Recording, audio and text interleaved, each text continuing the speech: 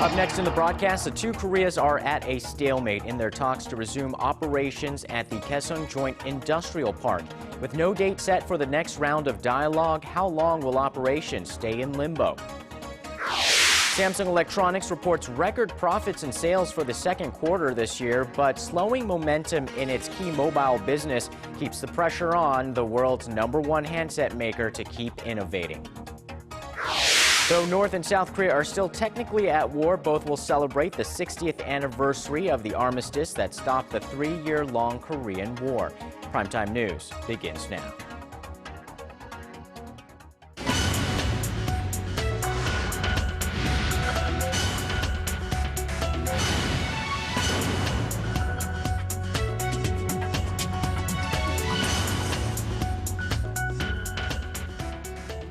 Good evening and welcome to Primetime News. It's Friday, July 26th. Live from Seoul, I'm Yoo Ji-hye. And I'm Sean Lim. Thank you so much for joining us. After a breakdown of the 6th round of inter-Korean talks to reopen the joint Kaesong Industrial Complex, South Korea draws the line on its calls for safeguards against future closures. Now, meanwhile, frustrated South Korean companies with factories in the complex appealed for compromise and a resumption of business there. Our Unification Ministry correspondent Hwang Sung-hee has our top story. A day after the 6th round of inter-Korean talks effectively collapsed, South Korea's Unification Ministry reiterated its stance that safeguards against future closures must be implemented before the Kaesong Industrial Complex is reopened. South Korea made several proposals to raise the global competitiveness of the complex, by adhering to international standards that are within the realm of common sense. North Korea must consider the issue seriously and show a change in its stance. Unification Ministry spokesperson Kim Hyung-suk warned that Seoul would take brave action if Pyongyang does not make a sincere effort to reach agreement on preventive measures against the complex's closure. Although he did not elaborate on what that action would be, many expect it could be linked to the closure of the factory zone. The parties most disappointed by news of the collapse of Thursday's talks were the South Korean firms with factories across the border. In frustration, a group representing the businesses paid a visit to the Unification Ministry on Friday and met with Vice Minister Kim Nam-sik and the South Korean Chief Delegate Kim Gi-young. The business representative said that the damage from the near 4-month-long suspension of the complex has been too great and said that the two Koreas must make compromises to reach a concrete agreement on the matter. However, the two sides seem to be far from making any compromises. With no set date for additional talks, experts say that the momentum for dialogue between the two has been broken and that the most likely scenario for now is a continuation of the current prolonged suspension of the complex. Hwang Sang-hee, Arirang News. And also in the north, ahead of the 60th anniversary of the end of the Korean War on Saturday, North Korean leader Kim Jongun met with Chinese Vice President Lee Yuan-chao. Though he's currently visiting Pyongyang for the Armistice Day celebrations, he carried the message that Beijing wants North Korea to draw back from nuclear weapons. Our Hwang Ji-hye has more. Chinese Vice President Lee Yuan-chao reportedly made it clear to North Korean leader Kim Jong-un that his country is committed to the denuclearization of the Korean peninsula. China's state-run Xinhua news agency says that Lee urged North Korea during talks on Thursday to scrap the country's nuclear weapons program as a means to maintain peace and stability in the region. The vice president went on to say that problems should be solved through dialogue and negotiations and pushed for a resumption of the long-stalled six-party talks. Kim, in response, reportedly said that Pyongyang supports China's efforts to restart the six-party talks. The North's official Korean Central News Agency meanwhile reported Friday that Kim told the Chinese delegation that Pyongyang, quote, will always remember China's assistance during the Korean War. Lee is currently visiting North Korea as the head of a Chinese delegation for the 60th anniversary on Saturday of the Korean War Armistice Agreement. Lee is the highest-ranking Chinese official to visit Pyongyang since Kim Jong-un came to power. Hwang Ji-hye, Arirang News. Over in Washington, U.S. President Barack Obama proclaimed Saturday to be Korean War Veterans Armistice Day. In his proclamation, President Obama said all Americans should observe the day with appropriate ceremonies and activities to honor the bravery and sacrifices made by the country's Korean War veterans. The president will give a speech Saturday at the Korean War Veterans Memorial in Washington. And over 320,000 American troops fought in the Korean War. More than 30,000 U.S. soldiers were killed and 8,000 went missing in action. And to commemorate the special anniversary, Arirang News' Han Daeun met with a Swedish representative of the Neutral Nations Supervisory Commission, which oversees the armistice in the South. Rear Admiral Anders Grenstad talked about the past, present, and future of the two Koreas. Rear Admiral Anders Grenstad is a Swedish representative of the Neutral Nations Supervisory Commission, an organization established right after the Armistice Agreement was signed, with the aim of overseeing the military activities of both South and North Korea. In advance of the 60th anniversary of the truce, the general offered a few words on the current status of the agreement. I think the Armistice Agreement have served both Koreas well. Even if it's probably the longest Armistice Agreement in the world, it has worked. Both sides have been playing to 95% to the rules anyhow. Admiral Grenstad acknowledged, however, that tensions on the Korean peninsula remain high. I think we all can sense tension, and especially us who are sitting in the DMZ who see North Korean soldiers every day. We have been here now for 60 years, and since 1995, North Korea do not speak with us. Yes, we can feel that it is tensed because we don't know what's going to happen next. With regard to North Korea's attempt to scrap the 60-year-old truce earlier this year, the general said he presumes the reclusive state had a reason. With the collapse of Soviet Union, a very strong South Korea, a strong alliance South Korea-US, and a China that is changing and develop the finances. North Korea becomes a very isolated state in the former old Stalinist communism. So of course an armistice agreement then it's not really in their favor. They want something else to replace it. Admiral Grenstad also pointed out that North Korea has to change before the reunification of the two Koreas can take place. He said South Korea has tried a lot of things to engage the North in dialogue, but as long as the North continued to take the path of isolation, things would always go back to square one.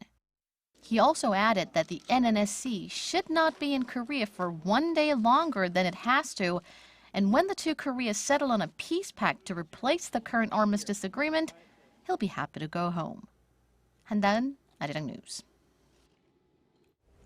Though 60 years have passed since the end of the Korean War with an armistice, the threat of war and diplomatic tensions remain. To get an assessment of what the next 60 years may bring, especially in the scope of inter-Korean resolution, we bring Dr. Kim JongHo, Research Fellow at the Korea Institute for National Unification, to the studio. Welcome to the program. It's great to be back. Well, Doctor, though it's been decades since we've had direct back and forth combat with North Korea, what's the current military equation after all these years?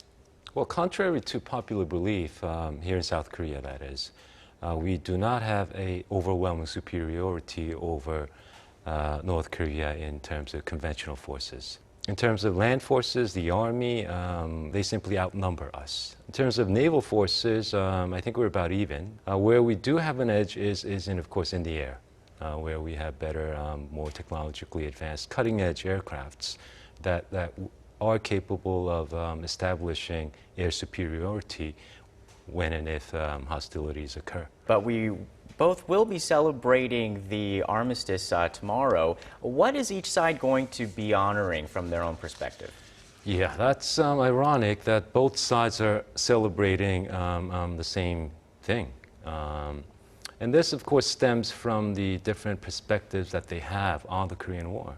North Korea, of course, feels that they achieved a victory in terms of repelling the American aggression, American so-called imperialists, and its puppet, Lee Seung-man's aggression towards North Korea. They wanted to liberate South Korea, but they failed at that. But nevertheless, they did repel America's expansion from their perspective. What we're celebrating, I think we're not only celebrating, we're really paying tribute to those who fought in the Korean War, who gave us, our country, South Korea, that is, a chance to become what we have become. I mean, a lot has changed since, in the period of 60 years. I mean, obviously, the diplomatic environment has changed. So how has it changed in general, and how is the rise of China affecting the two Koreas?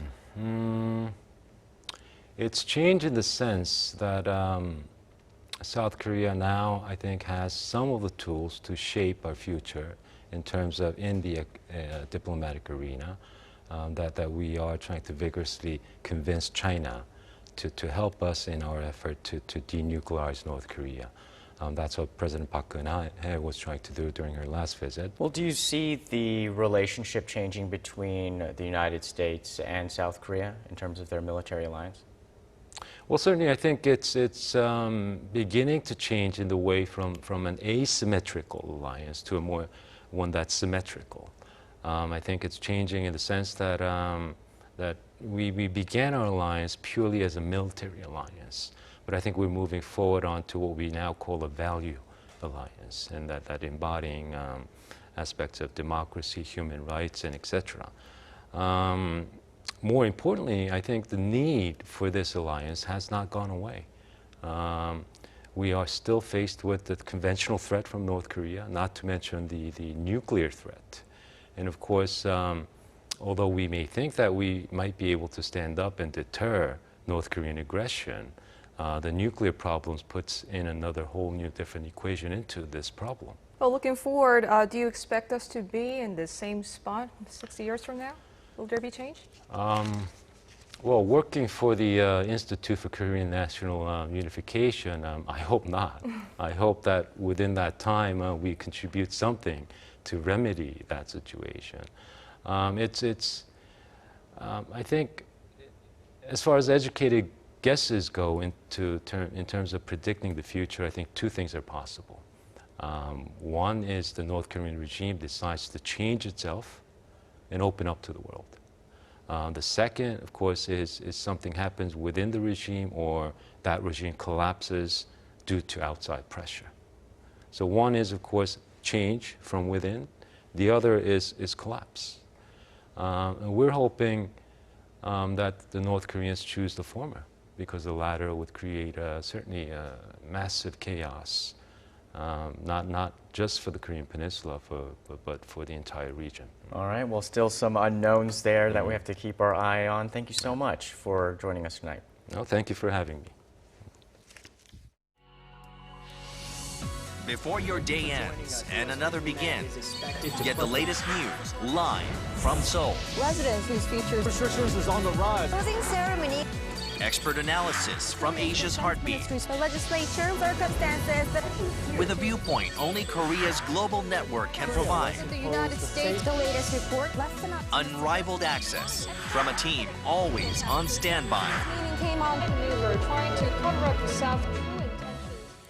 Korea's rival political parties have apparently had enough of their bickering over the failed search for the transcript of the 2007 Inter-Korean summit. Both parties on Friday pledged to move on and focus on the future. From now on, the Saenuri Party will put an end to the political fight regarding the Northern Limit Line, leaving the task of verifying the truth about the matter to the prosecution's investigation. We will go back to handling affairs related to the people's livelihoods.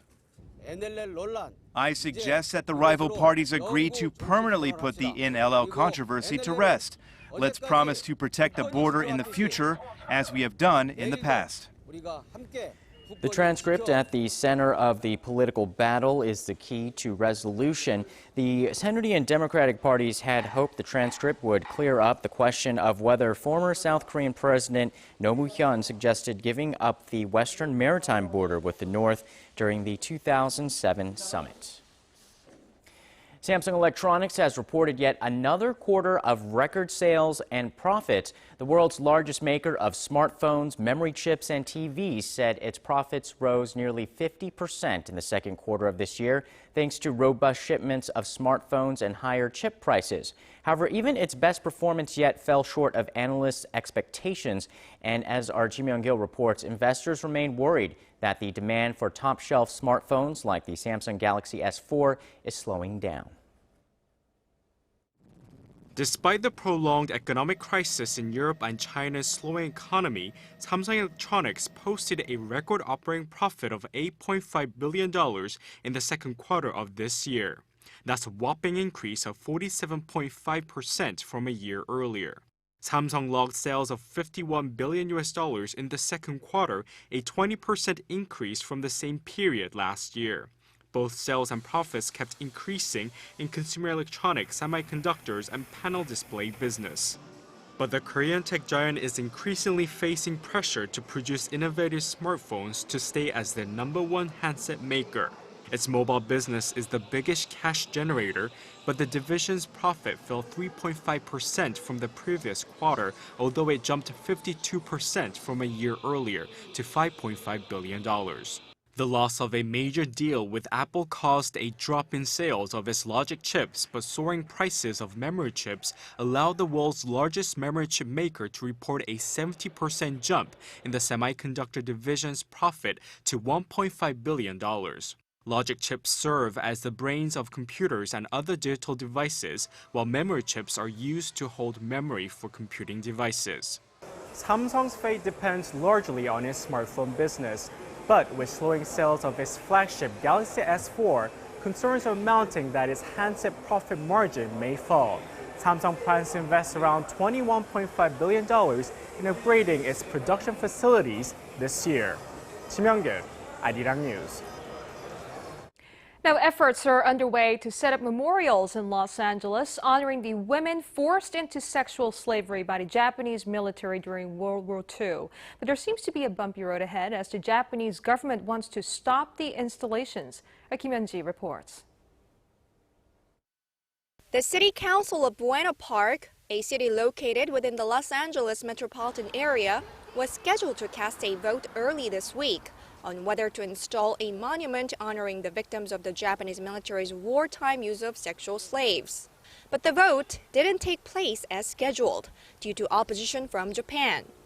Earlier, members of the Buena Park City Council received an opposition letter from the Consul General of Japan in Los Angeles. The letter was in the name of Japanese Prime Minister Shinzo Abe. In the letter, Consul General Jun Nimi argued Japan has provided sufficient reparations to its war victims. After receiving the letter, the Buena Park City Council decided to delay the vote until September, saying they need to approach the matter more cautiously. Deputy Mayor Miller Oh said Thursday that the city received more than 300 complaints after it was made public that the council was thinking about installing a memorial for the so-called comfort women. Meanwhile, another city in Los Angeles, Glendale City, will unveil a memorial honoring comfort women next week. The memorial will be a replica of the Peace Monument Korean civic leaders set up across the street from the Japanese embassy in Seoul. The Peace Monument is a bronze statue of a teenage girl dressed in traditional Korean attire. The memorial, to be erected at Glendale Central Park, will be the first girl statue honoring comfort women set up overseas. A comfort women victim from Korea and Korean civic leaders are expected to attend the unveiling ceremony next Tuesday. However, the local Japanese American community is reportedly planning to launch a campaign calling for its removal. Kim Hyun-ji, Arirang News. Spain is observing 3 days of national mourning for the victims of Wednesday's deadly train crash, as the country still comes to terms with the horrific accident that killed at least 80 people. The police are now questioning the driver. There's growing speculation the train was going twice the speed limit when it derailed. Akanya Lee has more. This security video shows a terrifying moment. The train flew off the tracks in northwestern Spain on Wednesday. In the blink of an eye, the train speeding down the tracks derails as it turns into the bend. Train cars smash into a wall, crashing so powerfully that parts of the train even fly over the wall. Crews are now cleaning up the area, where some carriages lay twisted and ripped in half, others charred by fire. A spokesperson for the Spanish government has confirmed at least 80 people were killed in the crash and more than 130 are injured, many seriously. Investigators are now questioning one of the two drivers amid speculation that the train was traveling too fast. Spanish media reports that the 52-year-old driver had even boasted about traveling at high speeds on Facebook. This screen grab of the alleged Facebook photo from March 2012 shows the speedometer at 200 kilometers an hour. The driver is said to have worked for the state-owned train company Renfe for the past 30 years. The train, with 247 people on board, was traveling from Madrid to Spain's coastal city of Ferrol when it crashed near Santiago de Compostela. Many people were headed to Santiago for one of Europe's biggest Christian festivals, but the festival has been canceled out of respect to the victims. On Thursday, Spain declared 3 days of national mourning over the crash, which was the worst rail disaster the country has seen in 40 years. Connie Lee, Arirang News.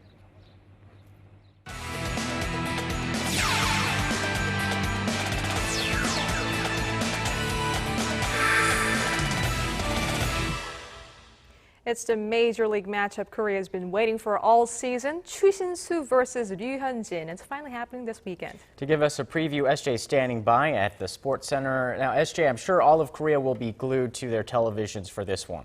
You know, guys, the next 2 weekends are going to be huge for sports fans here in Korea. Of course, next weekend, the Korean Zombie will be taking on Jose Aldo for the UFC Featherweight Championships. And this weekend, it's the Choo-Choo Train Chu Shin-soo versus the Monster Ryu Hyun-jin. Now, the Cincinnati Reds are on the road against the LA Dodgers for a 3-game series, although we'll have to wait until the last game to see Ryu and Chu face off. Now, lefty versus lefty, Ryu will be looking for his 9th win. Chu will be looking to help his Reds win by continuing with this monster season before hitting free agency.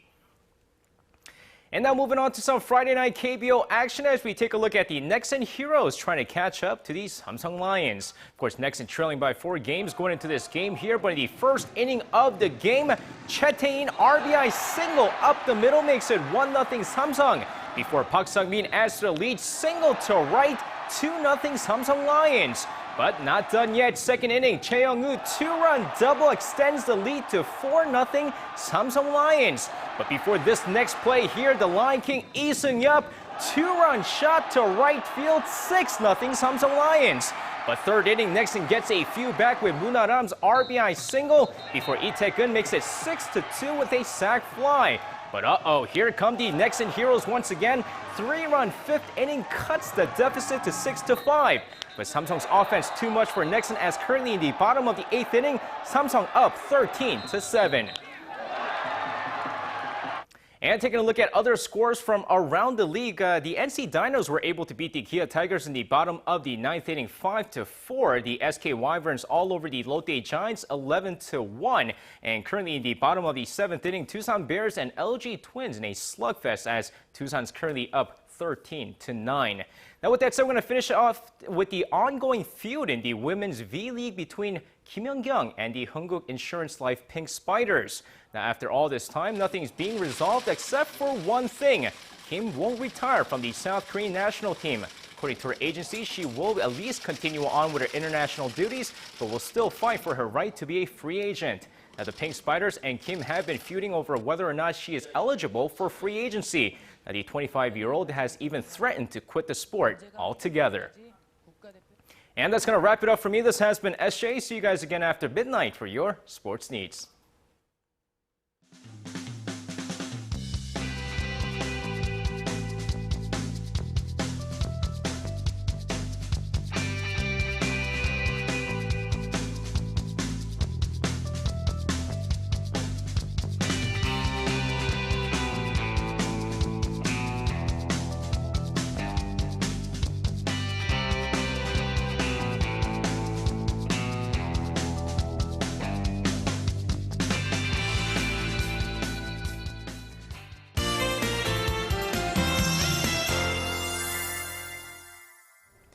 Time to go over to our Kwon So-ah at the Weather Center for the latest forecast. So it's the last Friday of the month, and we're also at the peak of vacation season.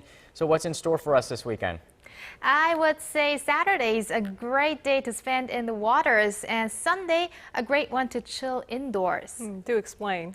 Sure, Zia. Let's go over to our map and let's talk about the heat first. A lot of this area here in Gyeongsang Province is under a heat wave warning with temperatures near the mid-30s.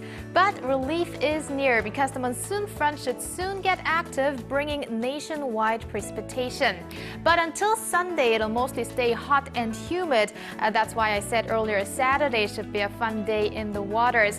Now the skies, however, will gradually get cloudier beginning in the west. So the west coast regions should receive the first raindrops in the latter half of the day. Now in Seoul, it's expected to start at night. Meanwhile, temperatures won't differ that much from today, with Daegu soaring to 34 degrees and Seoul, Gwangju, and Busan reach the low 30s.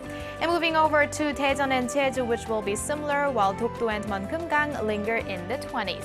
Now find some ways to beat the heat on Saturday and get ready for the rain on Sunday, which will continue into next week. Now, if you need another update, I'll be here for you after midnight. Thank you, So-ah. And that's our broadcast on this Friday night. I'm Lee Ji-hye in Seoul. And I'm Sean Lim. Thanks for joining us. We'll see you soon. Have a great weekend.